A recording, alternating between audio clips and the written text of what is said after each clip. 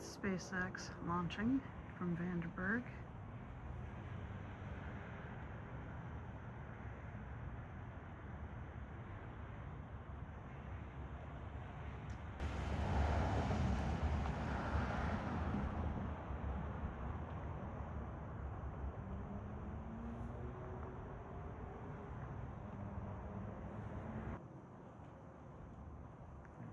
It's pretty much gone now. Our skies are very smoky. That's all smoke. Got a lot of fires burning around here. So that's about as good of a view as we're going to get of it tonight. Normally it's really pretty.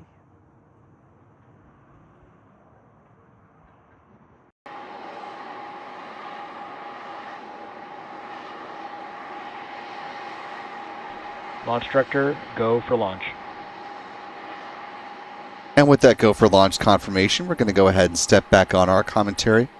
Join you again on the other side of liftoff. T minus 30 seconds.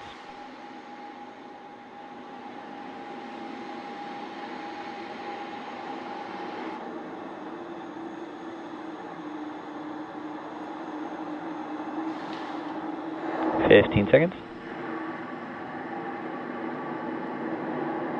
T minus 10, 9, 8, 7, 6, 5, 4, 3, 2, 1. Ignition. Engines full power.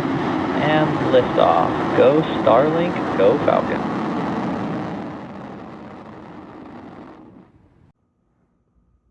Also appears to be a good burn on the upper stage engine. Now as we approach roughly 5 minutes into this flight, roughly 1 minute's time from now is going to be the start of that 3-engine entry burn on the booster. You're looking up through the inner stage there on the left-hand side of your screen now. Its own engine plume, which is why the flight-proven boosters have that sooty quality to them, is because it's the buildup of the RP1, the rocket-grade kerosene that's burned.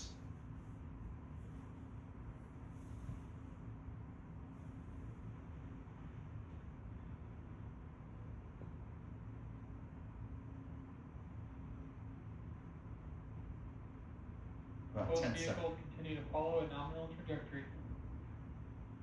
Stage 1 FCS has saved. Stage 1 engine burn startup.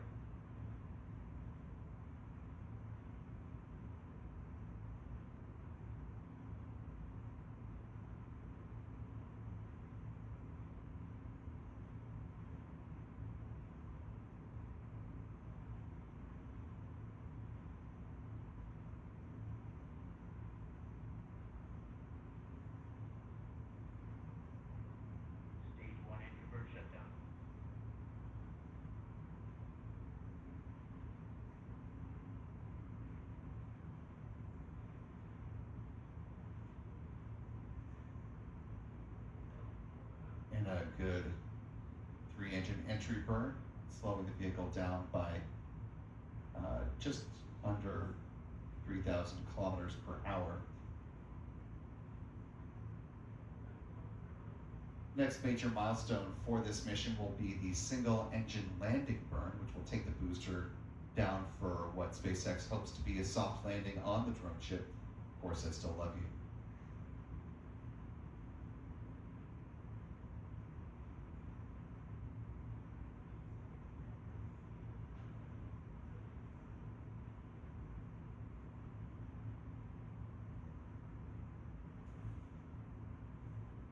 Stage 1 transonic.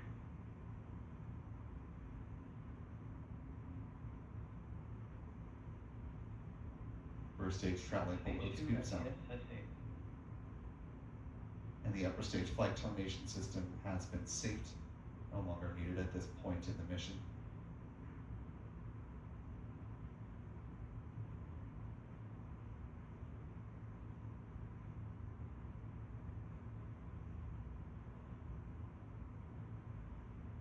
Stage 1 landing burn. Stage 2 and then terminal guidance.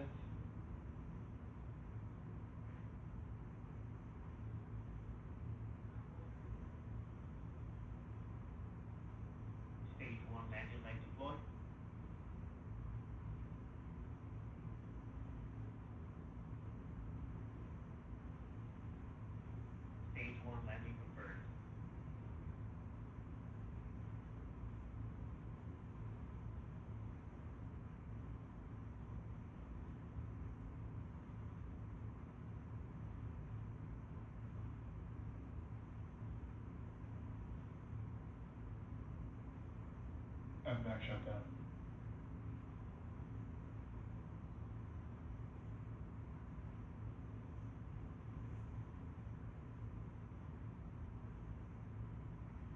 Nominal park orbit insertion. And with a good orbit confirmation preceded by a good booster landing, the upper stage will now coast until T plus 52 minutes 30 seconds post liftoff. There will be a 1 second burn to circularize its orbit, and the Starlink satellites will be deployed at T plus 1 hour, 1 minute, 21 seconds post liftoff. Coming up now to our mission stats as they currently stand. With a good liftoff and landing of the first stage booster, that marked the end of flight number 2 for booster 1103. That was SpaceX's 639th Falcon 9 launch to date. They'll get to 693 eventually. This was the 57th Falcon 9 launch of the year so far, the 573rd Falcon booster reflight, the launch of a booster that has flown at least once. This is the company's 167th orbital launch within the last 365 days, the 200th orbital launch for SpaceX from Pad 4 East. This was the 269th overall orbital launch from this site. Here's a look at the bar chart version of the Falcon family of rockets. You can see one more than the number I just cited for the Falcon 9s. So we've had one Falcon Heavy launch this year. Moving on to some recovery stats, this was the 197th good landing of a booster on the drone ship called Of Course I Still Love You. It marks SpaceX's 504th drone ship landing, the 612th booster landing for SpaceX to date, and the 614th overall landing of an orbital class rocket. Finally, with some industry stats, this was the 31st orbital flight from California, the 65th from U.S. soil, the 71st from a U.S. rocket company, and the 115th orbital launch around the world. There have been 6 orbital mishaps so far this year. Here's where the pie chart currently stands.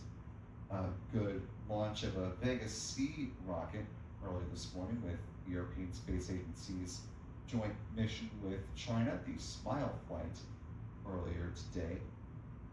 Coming up later this week will be a launch from Rocket Lab down in New Zealand. I want to thank a couple more folks for their support of our coverage before we go ahead and wrap things up tonight.